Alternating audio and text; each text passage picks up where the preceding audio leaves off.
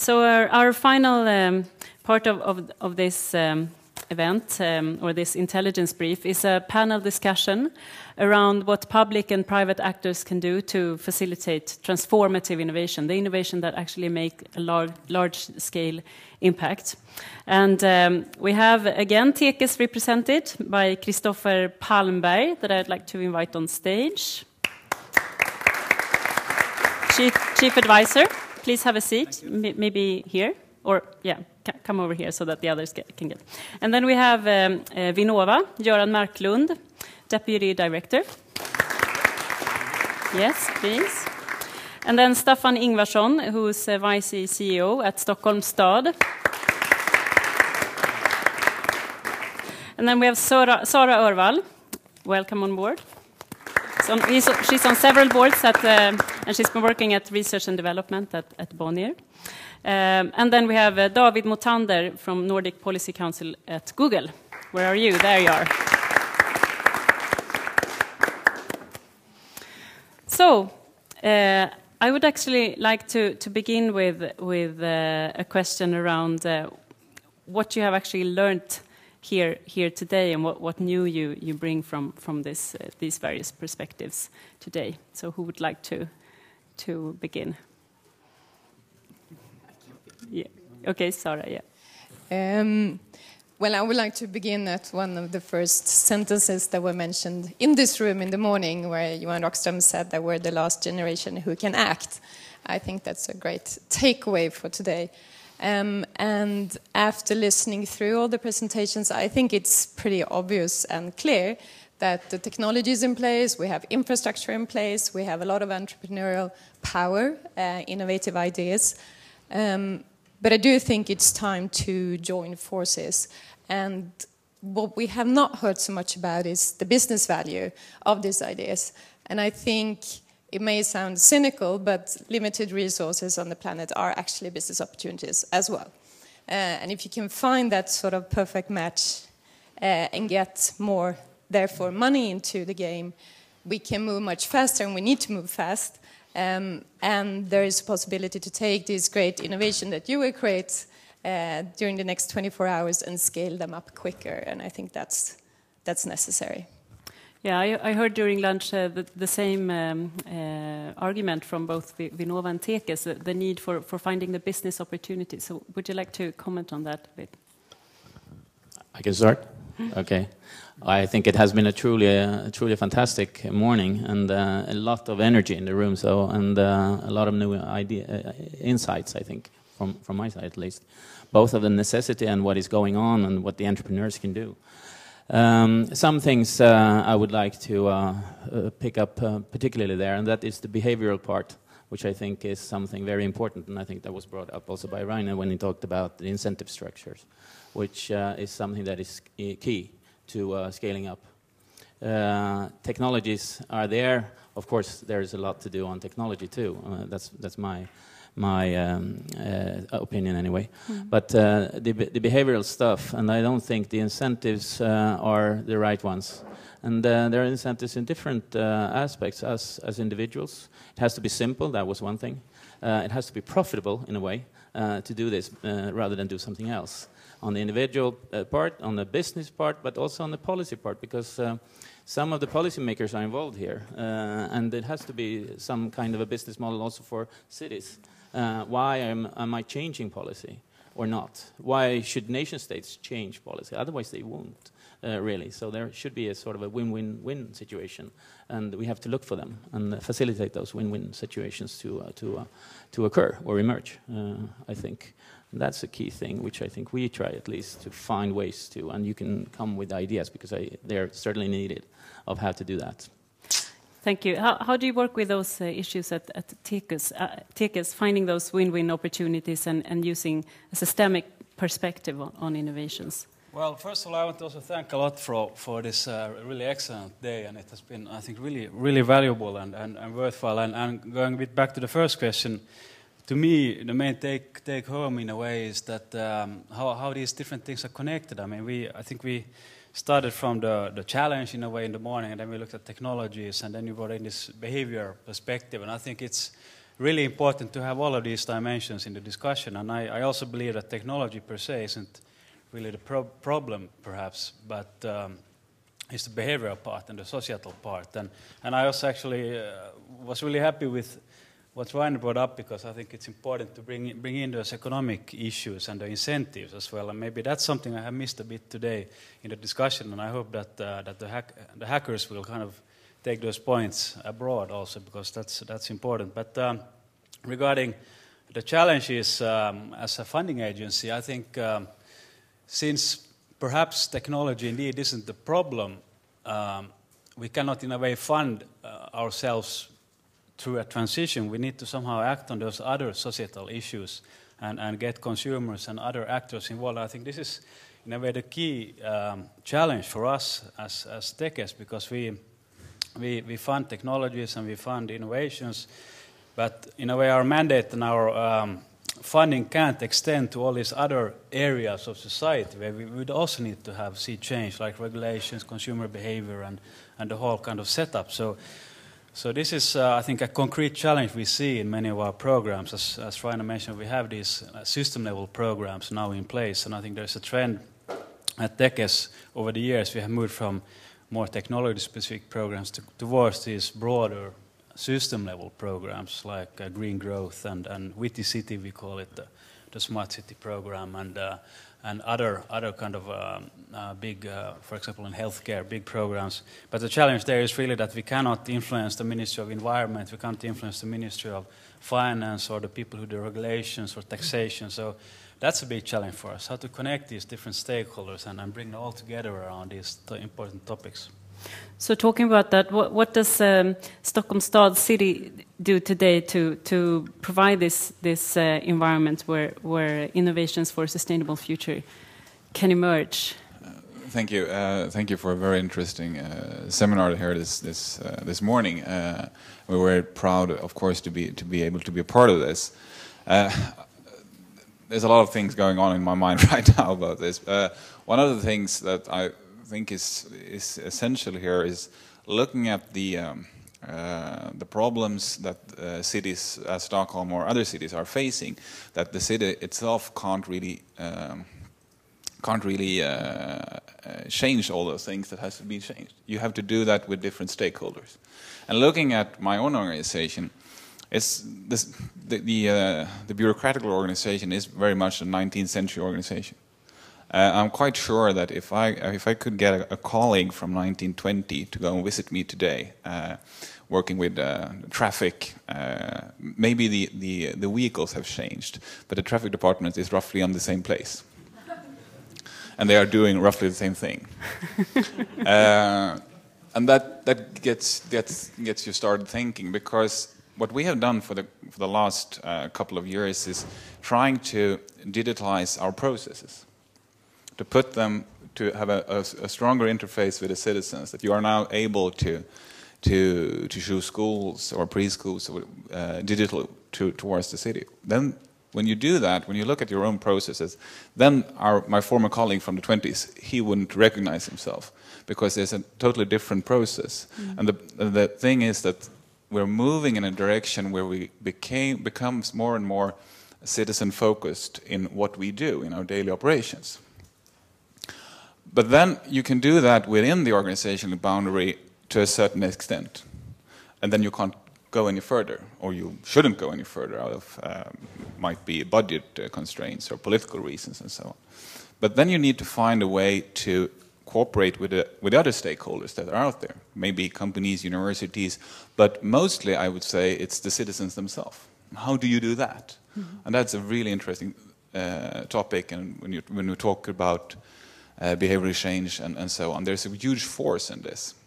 And I think one way of doing that is taking all that, and we have a huge amount of data in the public system, and putting that out. And so we started that 2 years ago. What kind of data? Traffic data, environmental data, noise data, geographical data. So we put that out 2012 under open.stockholm.se, and it's still there. And if you want to use it during the hackathon, please do. And we're doing a new push on this starting Mars. It will end in May. We will focus on environmental issues and on transportation issues, which are a local, very, very, very hard problem. And then there will be a competition. There will be money in it as well. Not much, but some money if some of you are interested in competing for those. And that's one way of doing it. Taking all the data we got and try to push it out, share it for free with everybody. And that is one way of creating new solutions to our common problems. Maybe not solutions that will happen within my organization, but will happen within the city. And that's really what matters. Yes. I think the points you raised a bit, I mean, relates to, I think, a really interesting trend that the nature of innovation is somehow really changing, and this gives at least me a lot of hope. And I think the fact that it's all becoming open and it's in a way everybody can be an innovator, and we saw today really, I think, excellent examples of that also. So on the one hand, you need this big kind of science push type of big technologies, but then there is this huge opportunity related to opening up public data or having consumers be part of the innovation game. And I think this is a kind of fundamental change in the nature of innovation, and it's also challenging the role of states in this area. And I think we are moving from a traditional model where we talked about market failures and kind of investing in certain technologies towards a completely different role for the state, and also the fact that we have the role of cities and municipalities coming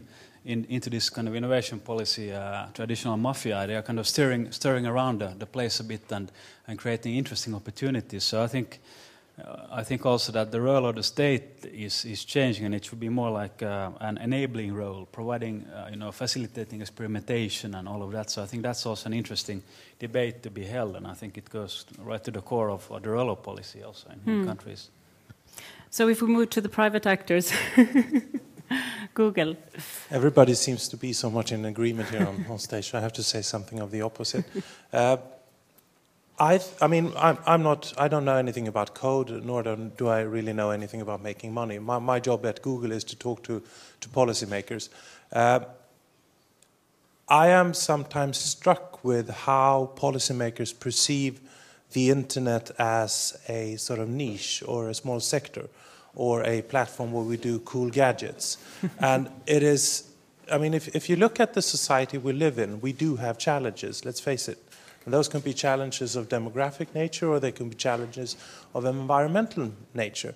And on a broad scale, and Vinnova and Techies are good exceptions, but on a broad scale, an average politician would not see internet or data as a tool for solving problems. And that, I think, is a bit scary, because, you might know Google strongly believes in the power of data, because we do. And I think there's an untapped potential here.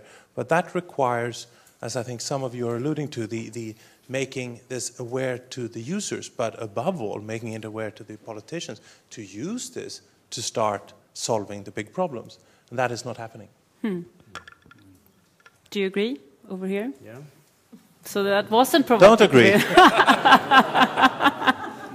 Absolutely, it has already been said by several here, I think. And that reminds me of another point which was in the air all this morning, that is how you measure things and how you get data. So that was, if you get data, if you get it measured, that gets also things rolling, and that's part of an incentive structure, even though soft.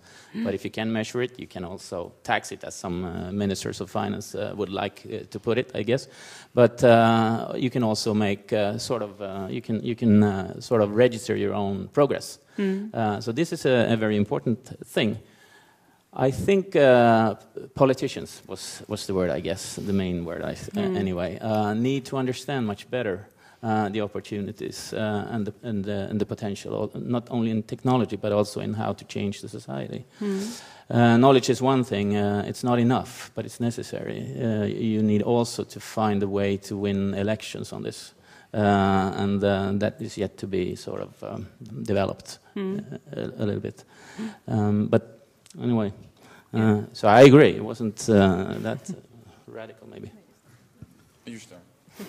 No, but the other aspect then to follow up on your comment is of course the commercial power, because I do think the other party that's lacking, which I guess I can say is from a big company now, it's the big corporations. And Jennifer said that it's so hard to get the big corporations to move and transform, to invest in these really new ideas. And I think that facilitation has to happen because there is money there are distribution system there, and as you mentioned, there's a lot of technology and know-how there. So I think we need to create platforms where big corporations can invest, maybe on an aggregated level, because it's kind of hard for a big corporation to understand which startup or hackathon beautiful idea should I put my money into.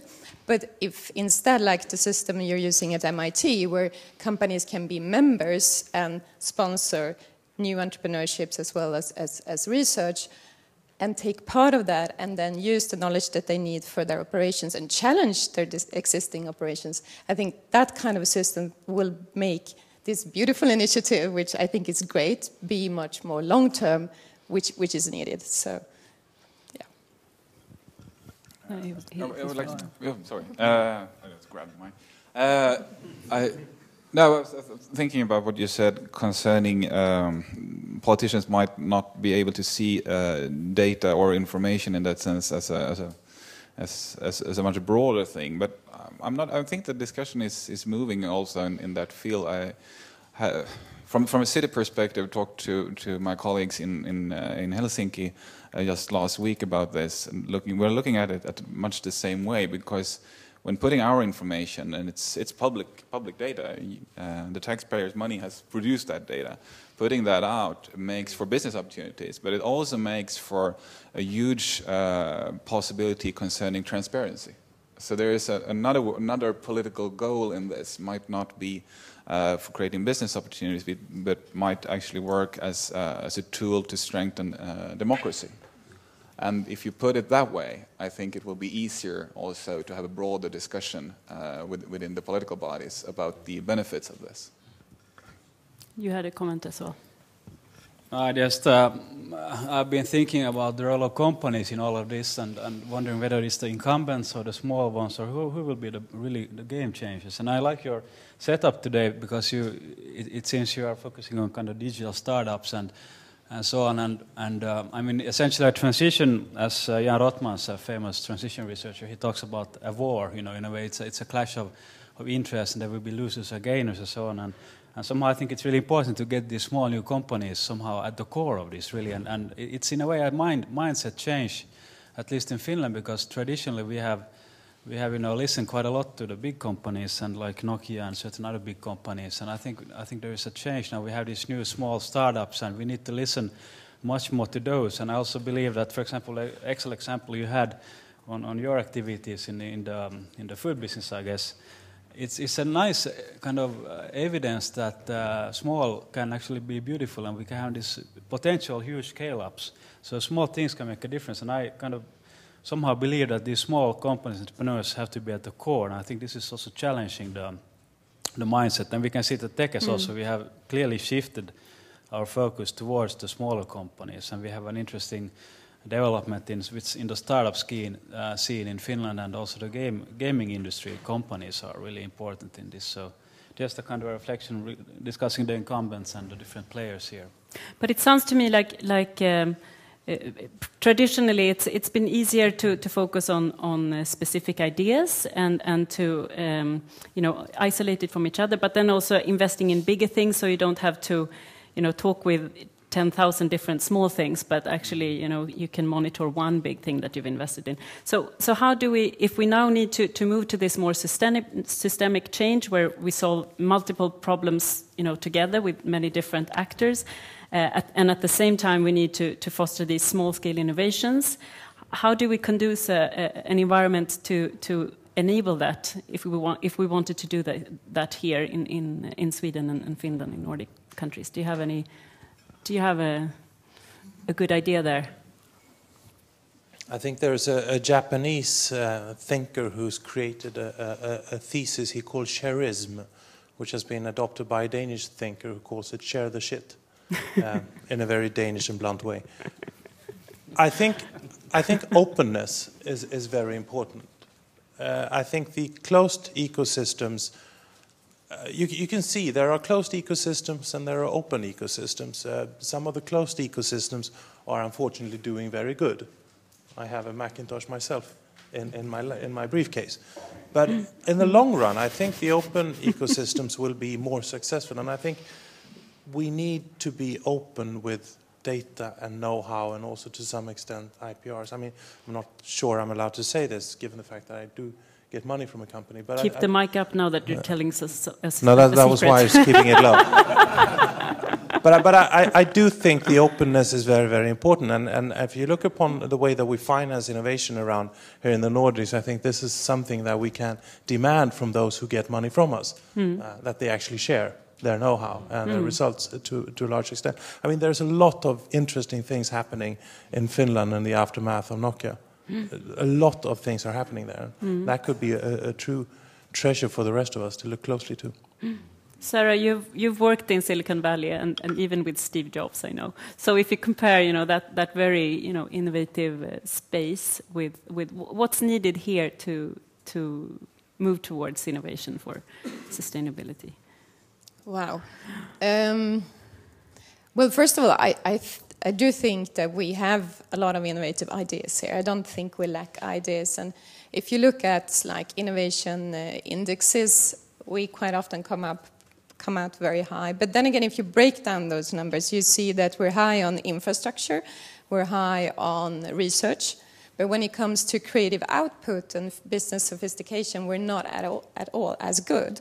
And I do think what we learned when building our office in San Francisco is that, to your point, the culture is more open and the sharing is more natural, and people work together in a different way, especially in the early stages of innovation, in the early phases of startups.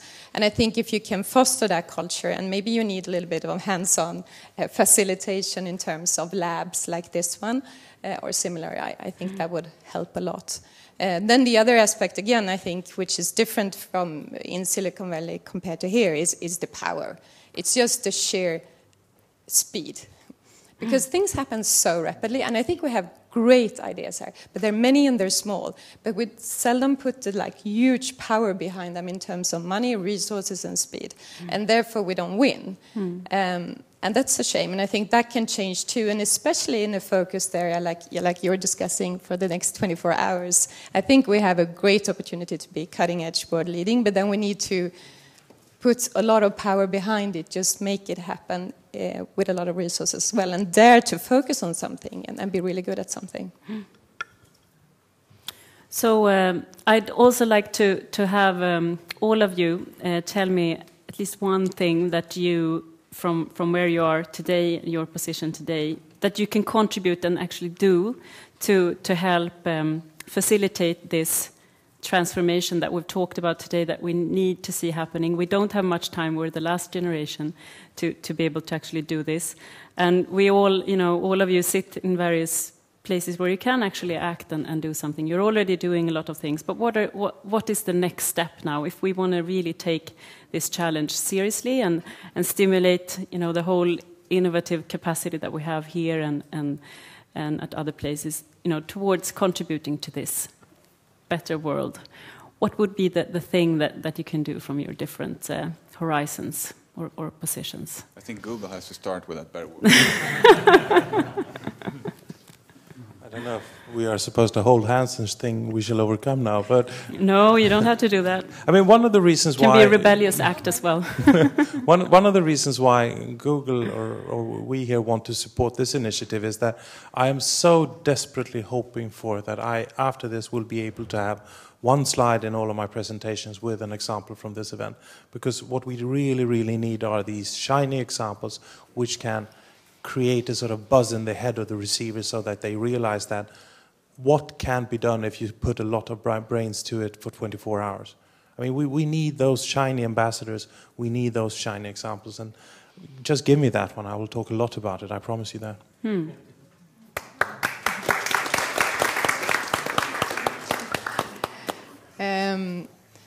I'm going to answer it personally because I can't answer for Bonnier, but I think that I know I will try to get those big corporations and as many VC companies as we work with to try to encourage them to invest in the ideas that you come up with the next 24 hours or the next weeks and months and years ahead, because I think that's very important. Mm-hmm.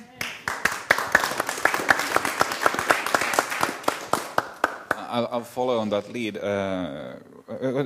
Two reflections, really. One reflection is that we're having this discussion in English, and it feels fairly natural to do that. But looking at the way we present our open data, it's in Swedish, and I have to change that, I think.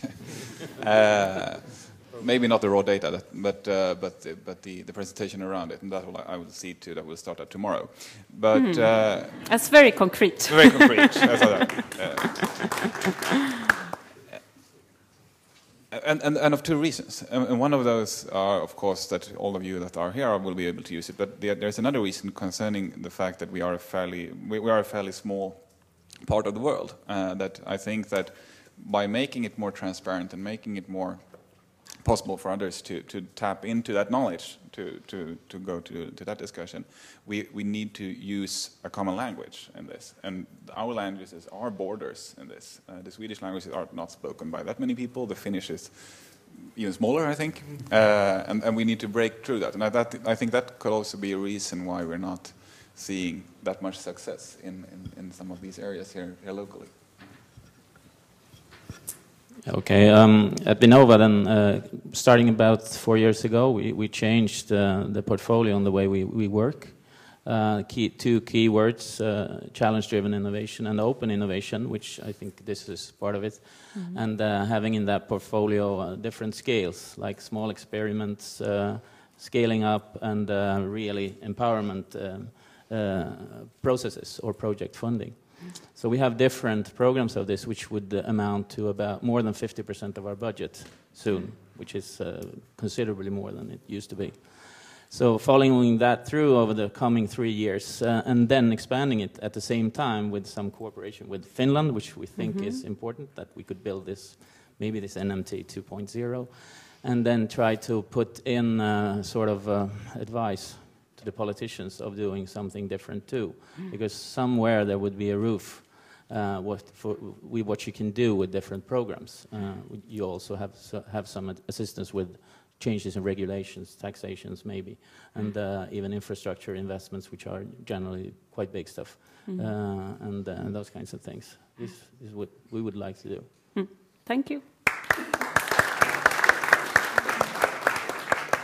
Well, I think first of all, maybe a bit more vaguely, I think there is a need to raise awareness about system thinking and kind of create conceptual models and frames for that. And that's why we have been dipping into quite a lot of the Dutch transition management stuff, and that's why we're really interested in this workshop. And we really hope that you could produce something kind of, as mentioned here, one excellent slide can have a huge impact in the policy area. So really trying to clarify what it's about, who should do what, and so on. But then, okay, becoming more concrete, I think transitions take decades to unfold. And I mean, we have to somehow be humble, and we can somehow help to make some transitions a bit smarter and so on. But I think maybe our core competence, if Tekes would be a company, is really that we should have the ability to combine different technologies and innovations and company, because we had the only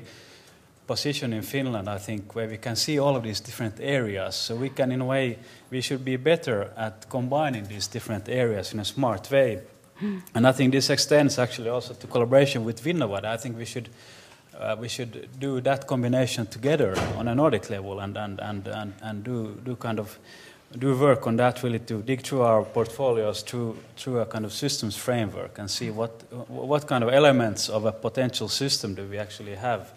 So I think that could be interesting, and maybe comparing where we overlap and how we complement each other.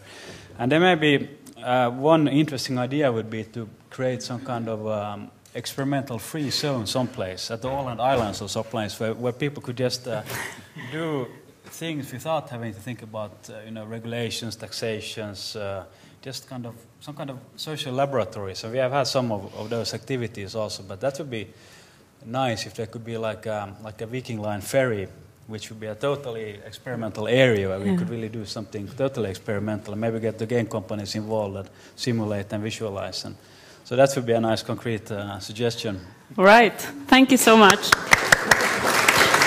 Thank you.